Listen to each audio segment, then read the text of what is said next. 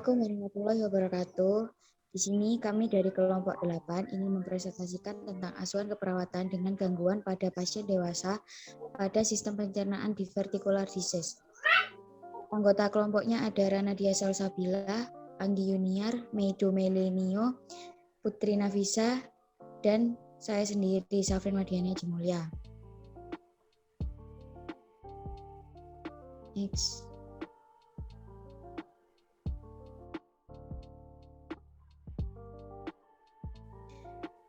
Kelompok kami memiliki topik anatomi kolon, definisi diverticular disease, epidemiologi diverticular disease, etiologi, faktor resiko, manifestasi, patofisiologi, klasifikasi, pemeriksaan penunjang, penata laksanaan, komplikasi, asuhan keperawatan, dan pathway.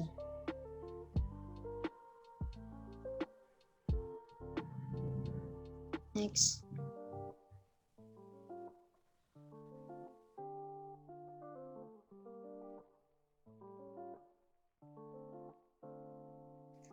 Anatomi kolon, yaitu yang pertama ada usus besar, panjangnya kurang lebih 1,5 meter, lebar 5-6 cm, lapisan dari dalam keluar, selaput lendir, lapisan otot melingkar, lapisan otot memanjang, jaringan otot. Fungsi untuk menyerap air dari makanan, tempat hidup bakteri coli, dan tempat feses. Bagian usus besar yaitu 1. Sekum menyerap nutrisi dan air meskipun tidak signifikan. Yang kedua ada kolon ascendent yaitu menyerap nutrisi yang belum diserap oleh usus halus, menyerap air dan memadatkan feses. Yang ketiga ada kolon transversal yaitu menyempurnakan penyerapan nutrisi, air dan memadatkan feses. Yang keempat ada kolon descendent menampung feses sementara. Yang kelima ada kolon sigmoid menampung feses sementara. Yang keenam ada rektum menyimpan feses sementara. Yang ketujuh ada anus yaitu jalur keluarnya feses. Next.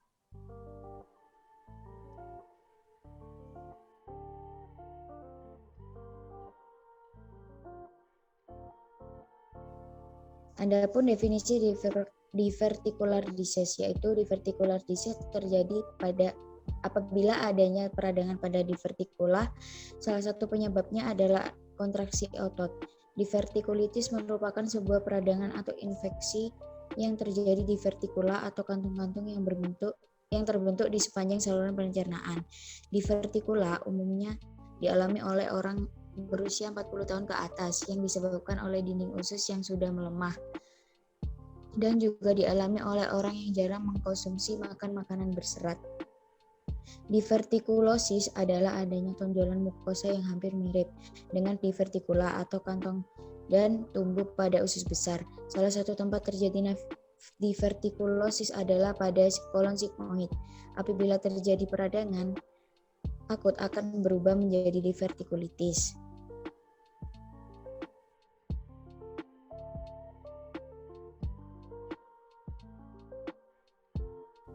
Epidemiologi diverticular disease adalah penyakit diverticular disease banyak terjadi di negara barat. Prevalensi tertinggi terjadi di Amerika Serikat, Eropa, dan Australia dengan jumlah 50% dari penduduk dengan usia 60 tahun ke atas menderita divertikulosis. Hal ini dapat terjadi karena kurangnya mengkonsumsi makanan berserat dan faktor geografis juga mempengaruhi. Selanjutnya akan dijelaskan oleh teman saya.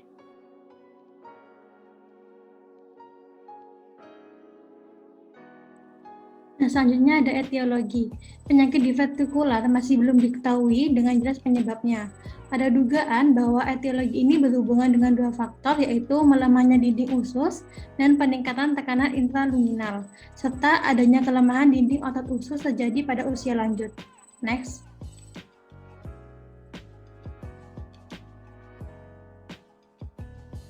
Next. Kemudian ada faktor risiko. Yang pertama ada usia.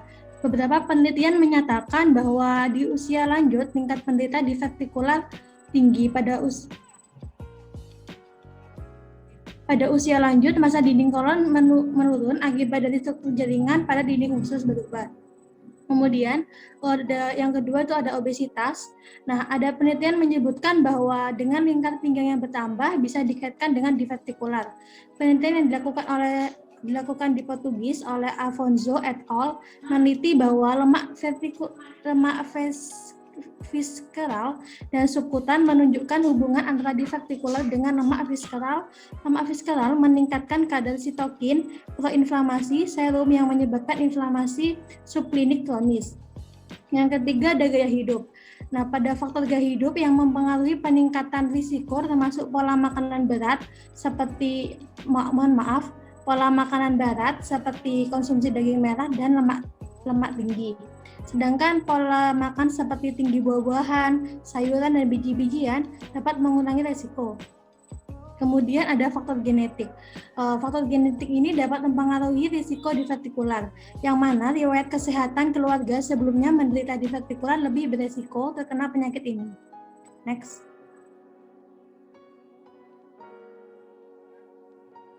Nah, di sini ada manifestasi klinis. Gejala yang sering dikeluhkan penderita divertikular biasanya sembelit yang bisa disebabkan karena makanan yang kurang serat. Makanan tersebut dapat menyebabkan kepadatan feses meningkat lebih keras. Kemudian ada keluhan lain seperti mual, muntah, nyeri perut bagian kiri bawah, abses timbul dengan keluhan nyeri perut, adanya massa palpasi abdomen kiri dan perdarahan kolon terjadi akibat dari divertikular, serta terbentuk pada titik lemah kolon, yaitu di titik di mana pembuluh darah menembus lapisan otot. Next.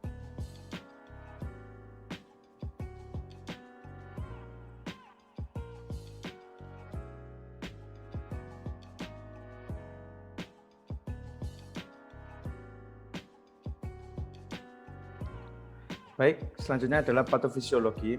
Seseorang yang sudah memasuki tahap lansia memiliki potensi lebih besar untuk menderita diverticular disease. Selain itu, apabila orang tersebut juga kurang dalam mengkonsumsi serat, semakin besar juga kemungkinan untuk menderita diverticular disease. Karena dengan kita sedikit mengkonsumsi serat, maka feses akan semakin mengeras sehingga dapat menyebabkan konstipasi. Kemudian, saat kita konstipasi, maka akan ada tekanan intraluminal yang tinggi.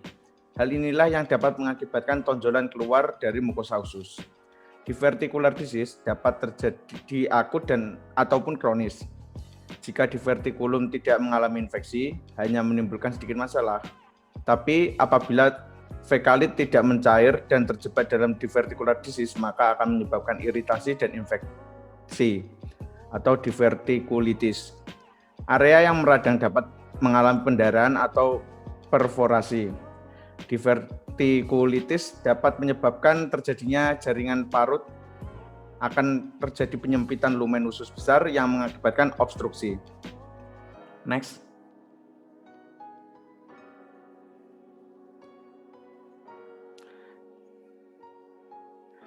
Selanjutnya ada klasifikasi. Yang pertama ada divertikulitis akut. Klien biasanya merasakan demam, leukositosis, nyeri tekan pada kuadran kiri bawah dan abdomen, dapat terjadi pendarahan dari jaringan granulasi vaskular, tapi biasanya ringan. Pendarahan yang terjadi biasanya dapat diobati secara konservatif, tapi kadang diperlukan reseksi usus. Yang kedua, divertikulitis kronis, menyebabkan usus mudah mengalami serangan peradangan berulang. Akibatnya terjadi fibrosis dan perlekatan struktur-struktur di sekitarnya. Peradangan kronik menyebabkan penyempitan lumen, dapat timbul obstruksi parsial kronik pada kolon, menimbulkan gejala obstipasi, feses seperti pita, diare intermiten, dan peradangan abdomen. Obstruksi dapat terjadi lebih cepat jika ada serangan akut dan dapat menyebabkan abses perikolon yang menyempitkan lumen yang sudah menyempit. Next. Kemudian ada pemeriksaan penunjang. Yang pertama adalah CT scan. Pemeriksaan ini memberikan gambaran yang definitif dengan evaluasi keadaan usus dan mesentrium dari yang lebih baik dari pemeriksaan lainnya. CT scan juga dapat menggambarkan ketebalan kolon dan tanda abses atau pelmon. Kedua, kolonoskopi, prosedur pemeriksaan untuk mendeteksi luka, iritasi, polip, atau kanker pada usus besar dan rektum, yaitu bagian paling bawah usus besar yang terhubung ke anus. Berikutnya, barium enema, jenis pemeriksaan radiologi untuk memeriksa kelainan di usus besar. Prosedur ini memeriksa dengan cara memasukkan campuran barium dan udara ke dalam dubur, sesudahnya diambil foto X-ray. Kemudian tes feses untuk menentukan ada atau tidaknya darah yang tercampur dalam tinja melalui reaksi kimia.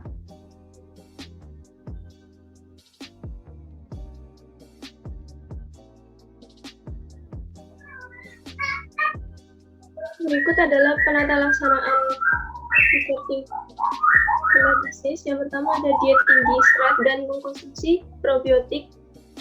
Fungsinya untuk menumbuhkan bakteri pencernaan sehingga dapat membantu sistem pencernaan dan mencegah divertikulum menjadi divertikulitis. Yang kedua ada mengkonsumsi obat analgetik dan antibiotik saat ada radang divertikulum. Yang ketiga, saat terjadi perdarahan, memberikan obat anti perdarahan, pembekuan darah, atau menyumbat sumber perdarahan dengan panduan sinar X. Yang keempat, jika perdarahan kronis, lakukan reseksi usus. Yang kelima, kebocoran atau perforasi akibat radang divertikulum, maka lakukan operasi reseksi usus dengan laparoskopi.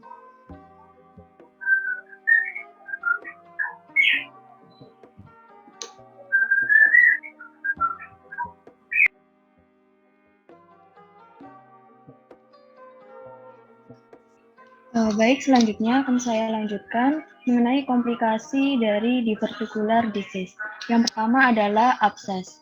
Abses ini merupakan penebalan dinding rahim karena terbentuknya nanah yang berkumpul di vertikula. Paling umum terjadi di sekitar 10% pasien. Kemudian obstruksi atau sumbatan. Obstruksi atau sumbatan ini terjadinya penyempitan pada usus besar. Kemudian ada striktur. Yang keempat ada perforasi atau sumbatan.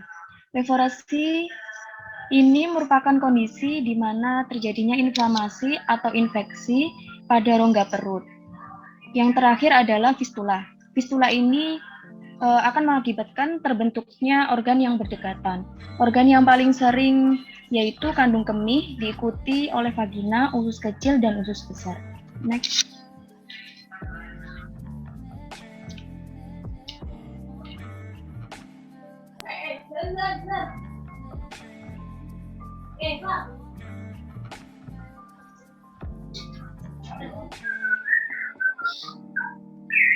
Berikut ini adalah video pembentukan dari diverticular disease.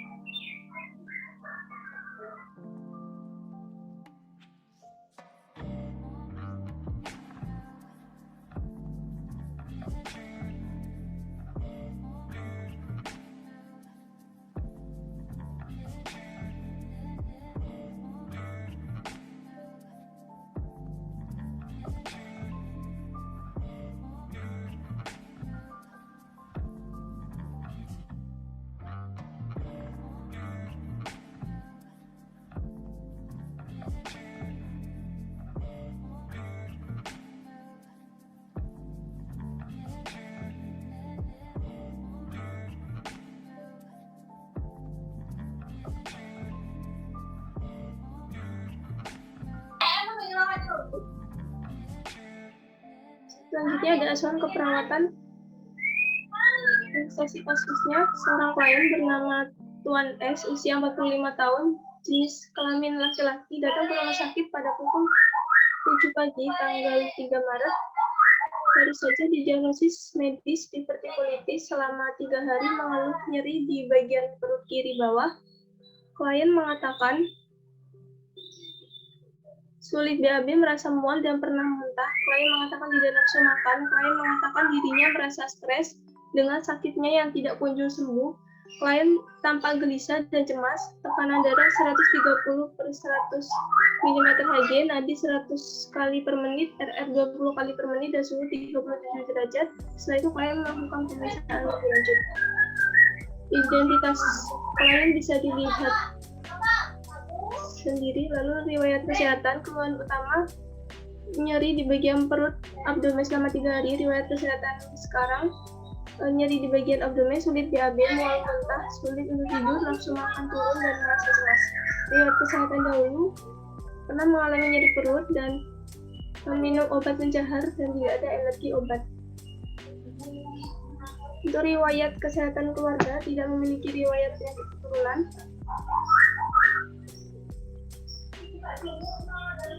Untuk kajian pola Gordon, pertama prestasi kesehatan dan pemeliharaan kesehatan klien berusaha untuk sembuh saat merasa sakit.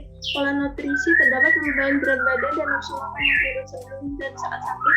Pola eliminasi klien sulit WAB, pola aktivitas dan latihan aktivitas klien menurun akibat nyeri yang dirasakan, namun masih bisa memenuhi beberapa kebutuhan dasar. Pola istirahat tidur, klien mengalami gangguan pada pola tidurnya karena merasakan nyeri perut.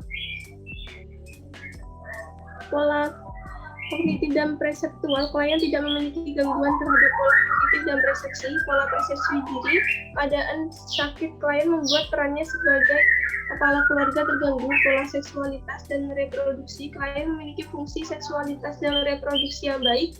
Pola peran dan hubungan, sedikit perubahan terhadap perannya sebagai kepala keluarga. Pola manajemen kopi dan stres, merasa stres dan sering cemas akibat sakit yang diderita tidak kunjung sembuh. Pola nilai dan keyakinan, sedikit terganggu ibadahnya akibat nyeri abdomen yang dirasakan. Selanjutnya pemeriksaan fisik, kesadaran komposmetis, tanda-tanda vital TD 190 mm Hg, nadi 100 kali per menit, suhu 37 derajat Celcius, RR 20 kali per menit, pemeriksaan fisik head to toe, kepala, bentuk simetris, tidak ada nyeri, tekan, dan lesi. Pembersihan rambut, kulit, kepala cukup, rambut beruban, mata tampak simetris, konjungtiva tidak anemis, penglihatan normal, telinga, pendengaran baik, tidak ada nyeri, tekan, dan lesi, kebersihan telinga baik, hidung, bentuk hidung simetris, tidak ada nyeri, tekan, lesi, sekret, dan pembawalan baik, mulut, terasa baik, bibir kering, tidak bau, dan lidah tidak kotor, leher, bentuk simetris, tidak ada pembesaran kelenjar tiroid, tidak ada pembengkakan kelenjar limfe, tidak ada teraba bendungan vena jugularis, tidak ada nyeri, tekan, dan lesi, dada, paru-paru. Pada inspeksi, bentuk dada simetris, normal, susunan ruas tulang belakang, tidak ada pembengkakan atau skoliosis, irama nafas teratur, tidak ada pakai retrasio bantu nafas. Palpasi, tidak ada nyeri dada saat bernafas, perkusi suara resonan, auskultasi suara nafas vesikular, tidak ada suara nafas tambahan, batu dan sekutu. Dada, pada jantung inspeksi, bentuk dada simetris, palpasi, tidak ada nyeri dada, perkusi detak jantung normal di ICS 5 mid claviculam, auskultasi irama jantung teratur namun cepat, bunyi jantung S1, S2 tunggal, tidak ada bunyi jantung tambahan, tidak ada sinesis, Lummi-Finger dan JVP. Payudara dan ketiak, tidak ada nyeri, tekan, lesi, sekret abdomen. Pada inspeksi abdomen kuadran kiri bawah tampak menonjol, palpasi, dapat nyeri, tekan, dan massa yang teraba pada kuadran kiri bawah, perkusi suara timpani mengarah ke obstruksi usus, atau adanya penyumbatan atau tahanan, auskultasi bising usus kurang dari 3-35 kali per menit, genitalia dan anus, tidak ada nyeri, tekan, dan lesi, dan keadaan bersih. Ekstremitas inspeksi, tidak ada lesi, tidak ada edema, palpasi, tidak ada nyeri, tekan, kemampuan gerakan sendi dan tungkai, kulit dan kuku, inspeksi kulit kering, warna kulit normal, tidak ada lesi, tidak ada benjolan, kebersihan kulit dan kuku baik, tidak ada sianosis, tidak ada cumi finger, palpasi turgor menurun, CRT lebih dari 3 detik, keadaan lokal terdapat nyeri abdomen dengan preventif nyeri muncul karena adanya penonjolan keluar pada dinding kolon, quality nyeri seperti ditusuk-tusuk, region nyeri terasa pada kuadran kiri bawah, skala 6, kan terkadang nyeri, terkadang tidak.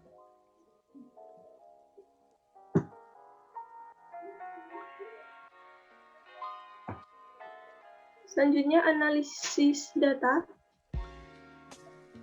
Data yang pertama, DS klien mengatakan nyeri di bagian perut, DO klien tampak gelisah dan ada PKRST, TD, nadi, GNR, masalah nyeri kronis. Untuk etiologinya, penonjolan keluar pada mukosa dan submukosa saluran gastrointestinal, perubahan jaringan abnormal, tekanan tinggi pada usus, dan nyeri abdomen. Untuk masalah yang kedua, DS, klien mengatakan kembung pada perutnya dan merasa mual. DO-nya perut klien buncit dan agak keras, dan DAB-nya padat, keras. Masalah konstipasi, etiologinya penyempitan kolon, sekunder atau lumen, penebalan segmen otot dan struktur, tekanan tinggi pada usus, penurunan mobilitas ukuran gastrointestinal, dan feses mengeras.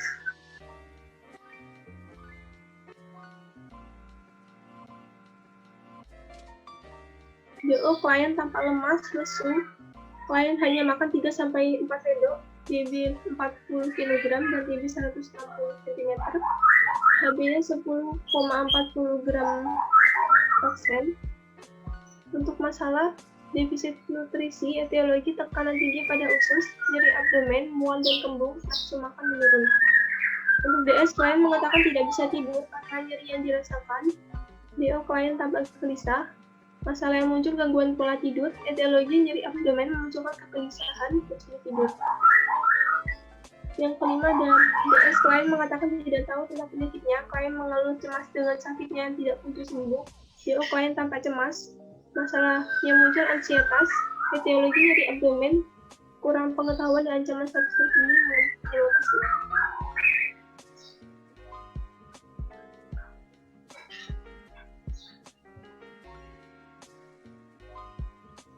Baik, selanjutnya ada pathway diverticular disease. Diverticular disease ini disebabkan karena mengonsumsi diet rendah serat, kemudian terjadi penurunan kekuatan otot pada dinding kolon, kemudian ada tekanan intraluminal meningkat, mukosa kolon mengalami hipertensi, kemudian ada divertikular. Ini dapat terjadi penonjolan keluar pada mukosa dan submukosa saluran gastrointestinal, kemudian perubahan jaringan abnormal, tekanan tinggi pada usus, nyeri abdomen, dan terjadi nyeri akut. Kemudian ada tekanan tinggi pada usus, nyeri abdomen, mual dan kembung, nafsu makan menurun, kemudian terjadi defisit nutrisi. Selanjutnya terjadi pitan kolon, sekunder atau lumen, kemudian terjadi penebalan segmen otot dan struktur, tekanan tinggi pada usus, penurunan motilitas saluran gastrointestinal, kemudian feses mengeras, dan terjadi konstipasi.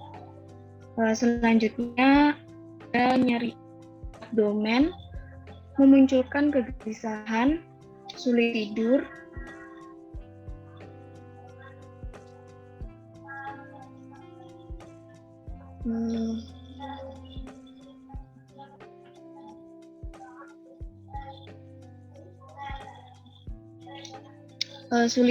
kemudian terjadi gangguan pola tidur. Selanjutnya abdomen, kurang pengetahuan, terjadinya ancaman status terkini, kemudian pasien merasa cemas dan terjadi ansietas. Next.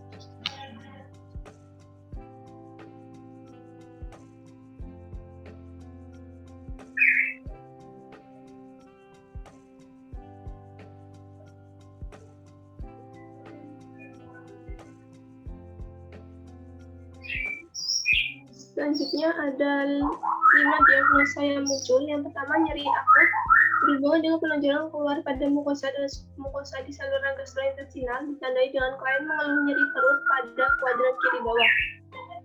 Yang kedua, konstipasi berhubungan dengan penyempitan kolon akibat penebalan segmen otot dan struktur, ditandai dengan sulit DAB, feses keras, gerakan peristatik usus menurun. Yang ketiga, defisit nutrisi berhubungan dengan penurunan nafsu makan menurun terhadap nyeri, ditandai dengan hanya makan 3-4 sendok. Yang keempat, gangguan pola tidur berhubungan dengan nyeri abdomen, ditandai dengan sulit tidur dan sulit terjaga. Yang kelima, ansietas berhubungan dengan khawatir terus-menerus, ditandai dengan merasa cemas. Selanjutnya, terdapat beberapa intervensi yang dapat dilakukan untuk diagnosa nyeri akut. Tujuan setelah dilakukan tindakan keperawatan selama 2 kali 24 jam didapatkan tingkat nyeri menurun dengan kriteria hasil keluhan nyeri menurun dari skala 1 ke skala 4, gelisah menurun dari skala 1 ke skala 5, tekanan darah membaik dari skala 1 ke skala 5. Intervensinya ada manajemen nyeri, jadi dari identifikasi lokasi dan karakteristik durasi, frekuensi, kualitas, intensitas nyeri. Yang kedua, identifikasi respon nyeri nonverbal. Yang ketiga, monitor keberhasilan terapi komplementer yang sudah diberikan. Yang keempat, monitor efek samping penggunaan analgetik. Yang kelima, berikan farmakologi untuk mengurangi rasa nyeri. Yang keenam, kontrol lingkungan yang memperberat rasa nyeri, misal suhu ruangan, cahaya, dan kebisingan. Yang ketujuh, jelaskan penyebab, periode, dan pemicu nyeri. Yang kedelapan, anjurkan memonitor nyeri secara mandiri. Yang kesembilan, anjurkan teknik non-farmakologi untuk mengurangi rasa nyeri. Yang kesepuluh, kolaborasi pemberian analgesik.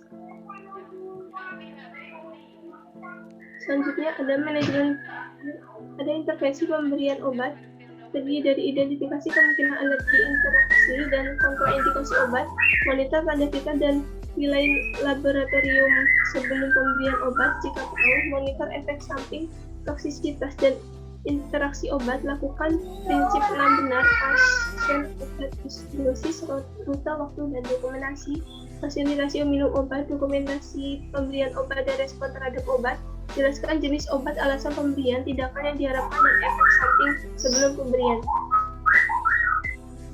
Selanjutnya, intervensi dari diagnosa konstipasi. Tujuan setelah dilakukan tindakan keperawatan selama 2 kali 24 jam didapatkan eksaminasi fekal membaik dengan kriteria hasil keluhan indikasi lama dan tidur menurun dari skala 1 ke skala 5, distensi abdomen menurun dari skala 1 ke skala 5, nyeri abdomen menurun dari skala 1 ke skala 5, konsistensi feses cukup dari skala 1 ke skala 5, frekuensi defekasi membaik dari skala 1 ke skala 5. Intervensinya ada manajemen konstipasi, terdiri dari periksa tanda dan gejala konstipasi, periksa pergerakan usus, karakteristik feses, anjurkan diet tinggi serat, berikan enema atau irigasi jika perlu, jelaskan etiologi masalah dan alasan tindakan, anjurkan peningkatan asupan cairan jika tidak ada kontraindikasi latih buang air besar secara teratur, ajarkan cara mengatasi konstipasi, konsultasi dengan tim medis tentang penurunan atau peningkatan frekuensi suara usus, kolaborasi penggunaan obat pencahar jika perlu. Selanjutnya, intervensi dari diagnosa defisit nutrisi. Tujuan setelah dilakukan tindakan keperawatan selama 2 kali 24 jam didapatkan status nutrisi membaik dengan kriteria hasil, porsi makanan yang dihabiskan meningkat dari skala 2 ke skala 5, pengetahuan dengan standar asupan nutrisi yang tepat meningkat dari skala 2 ke skala 5, dari abdomen menurun dari skala 1 ke skala 5, nafsu makan membaik dari skala 2 ke skala 5, bising usus membaik dari skala 1 ke skala 5. Intervensinya yang pertama ada manajemen nutrisi, terdiri dari identifikasi status nutrisi, identifikasi alergi dan intoleransi makanan, monitor asupan makanan, monitor berat badan, monitor hasil pemeriksaan laboratorium, berikan makanan tinggi serat untuk mencegah konstipasi, berikan makanan tinggi kalori dan tinggi protein, ajarkan diet yang diprogramkan, kolaborasi pemberian medikasi sebelum makan. Selanjutnya ada manajemen cairan, terdiri dari monitor status hidrasi, frekuensi nadi, kekuatan nadi akal, penyelesaian makro, kelembaban mukosa, turgor kulit, tekanan darah. Monitor berat badan harian, monitor hasil pemeriksaan laboratorium, berikan asupan cairan sesuai kebutuhan, berikan cairan intravena. Selanjutnya, intervensi dari gangguan pola tidur. Tujuan setelah dilakukan tindakan keperawatan selama 2 kali 24 jam didapatkan pola tidur membaik dengan kriteria hasil, keluhan sulit tidur meningkat dari skala 2 ke skala 5, keluhan pola tidur meningkat dari skala 2 ke skala 5. Intervensinya ada dukungan tidur, terdiri dari identifikasi pola aktivitas dan tidur, identifikasi makanan dan minuman yang mengganggu tidur, identifikasi obat tidur yang dikonsumsi, modifikasi lingkungan, fasilitasi menghilangkan stres sebelum tidur, tetapkan jadwal tidur rutin, lakukan prosedur untuk meningkatkan kenyamanan, sesuaikan jadwal pemberian obat dan atau tindakan untuk menunjang siklus tidur terjaga, jelaskan pentingnya tidur cukup selama sakit, anjurkan menghindari makanan atau minuman yang mengganggu tidur, ajarkan relaksasi otot autogenik atau cara non-farmakologi lainnya. Intervensi selanjutnya ada ansietas. Tujuan setelah dilakukan tindakan keperawatan selama 2 kali 24 jam didapatkan tingkat ansietas menurun dengan kriteria hasil verbalisasi khawatir akibat kondisi yang dihadapi menurun dari skala 1 ke skala 5, perilaku gelisah menurun dari skala 1 ke skala 5, tekanan darah menurun dari skala 1 ke skala 5. Intervensinya ada reduksi ansietas, terdiri dari identifikasi saat tingkat ansietas berubah, kondisi waktu dan stresornya, identifikasi tanda-tanda ansietas, verbal maupun non-verbal, ciptakan suasana terapeutik untuk menumbuhkan kepercayaan, temani pasien untuk mengurangi kecemasan, jika memungkinkan, dengarkan dengan penuh perhatian, gunakan pendekatan yang tenang dan meyakinkan, motivasi mengidentifikasi situasi memicu kecemasan, diskusikan perencanaan realistik tentang peristiwa yang akan datang, jelaskan prosedur, termasuk sensasi yang mungkin dialami, informasi secara faktual, mengenal diagnosa, pengobatan, dan prognosis dalam proses hancuran, anjurkan keluarga untuk tetap bersama pasien jika perlu, anjurkan mengungkapkan perasaan dan persepsi, latih penggunaan mekanisme pertahanan diri yang tepat, latih teknik relaksasi, kolaborasi pemberian obat,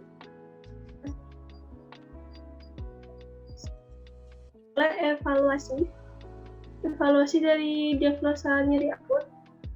Untuk F-nya klien mengatakan sedikit nyeri di abdomen, J-nya klien tampak tenang, ada PKRST, P-nya adanya penonjolan keluar dari mukosa kolon, nyeri seperti ditusuk-tusuk, R-nya nyeri terasa pada kuadran kiri bawah, S-nya skala nyeri 3, T-nya terkadang nyeri terkadang tidak, T-nya 120/70 mm Hg, nadi 90 kali per menit, RR 20 kali per menit. Masalah teratasi sebagian dan intervensi masih efektif, lanjutkan intervensi 1, 2, 6, 11, 12, 13, 14, 15, dan 16.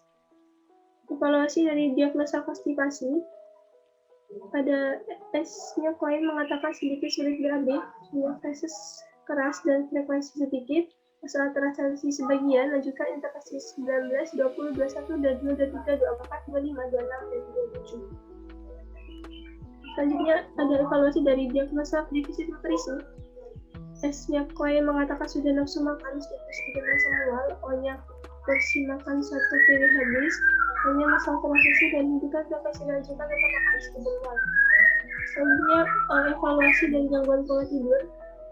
S-nya klien mengatakan sudah bisa tidur, O-nya klien tidur, hanya masalah sudah teratasi, P-nya hentikan intervensi dan anjurkan tetap rileks. Selanjutnya ada evaluasi diagnosa ansietas. S-nya klien mengatakan sudah tidak gelisah, O-nya klien tampak tenang, hanya masalah sudah teratasi, hentikan intervensi dan anjurkan tetap rileks. Sekian dari presentasi kelompok kami, kurang lebihnya mohon maaf. Assalamualaikum warahmatullahi wabarakatuh.